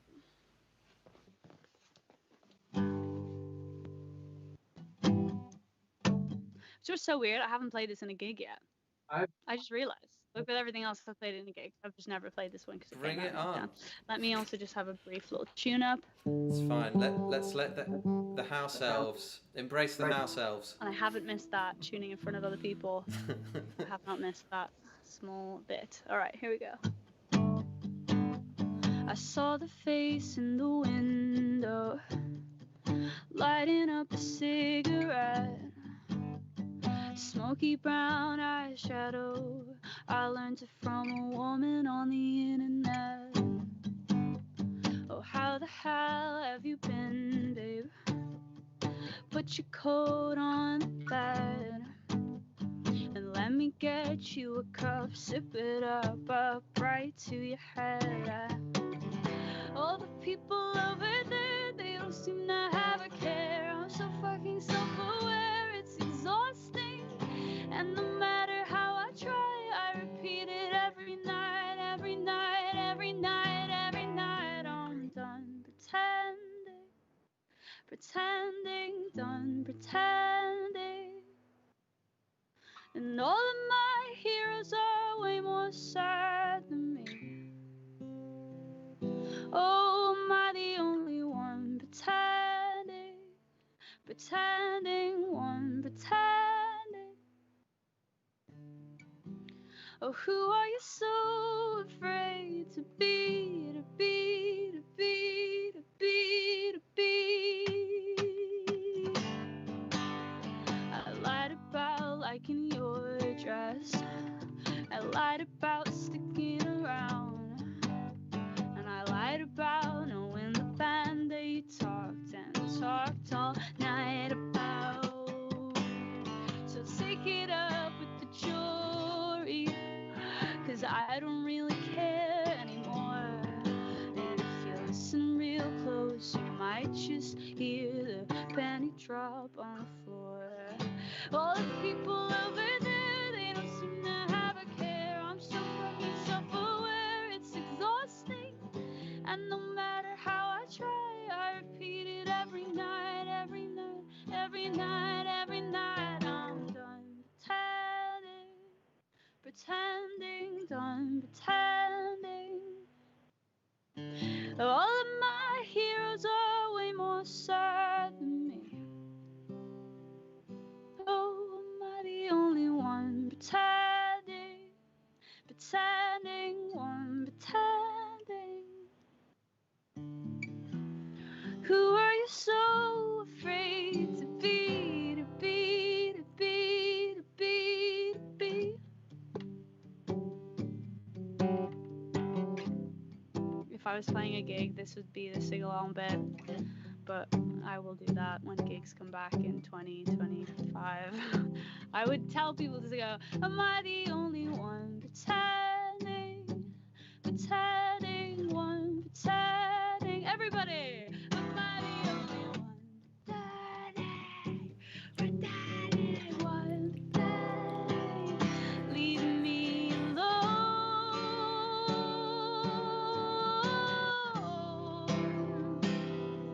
I wanna go home.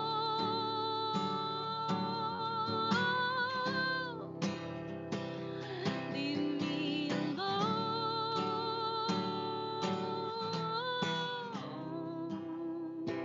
Oh, am I the only one pretending, pretending, one pretending, pretending?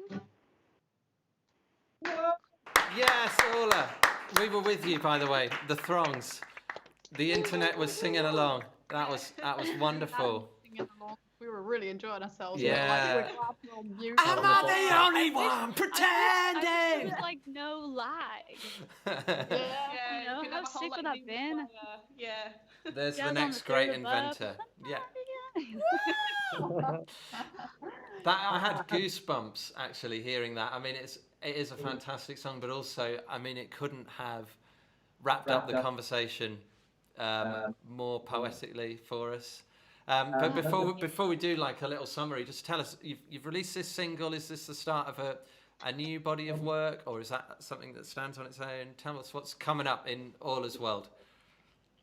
In the world. So that's the first single for my first full-length album. Woo! Just new sentence for me to try and say out loud and think about, which is going to come next year at some point. Yeah. I think, like March was saying, I held back on releasing that single for a while, and then there comes a point where you gotta realize the world's not going to wait for you, and you have to just check out and see what happens. So that's the first single, and then there'll be another one coming like first thing in the new year, and that will kick off a bigger body of work, which Fantastic. will come to the middle of the year. Well, congratulations, and I mean, Pretending is such a good song, and the video, if you haven't seen it, is absolutely stunning as well. And we do wish you the check that out. very, very best for the whole campaign. And you know, you've won over. Thank you so much. Thank you.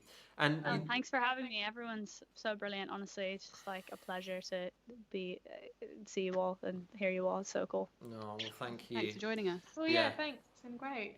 It was really, really great. And you know, we're all looking forward to 2021 now. We're done. We've been done for a long time with 2020. But if there's one thing that it could bring, some authenticity, and some authenticity in us as writers. And I really, really hope that that's something that's landed. And I'm feeling really challenged by that conversation in all the different layers that we had it. So again, thank you so much, Jazz. Thanks, Kitty. Thanks, Adam. Thanks, Maisie. And absolutely, thank you, Orla.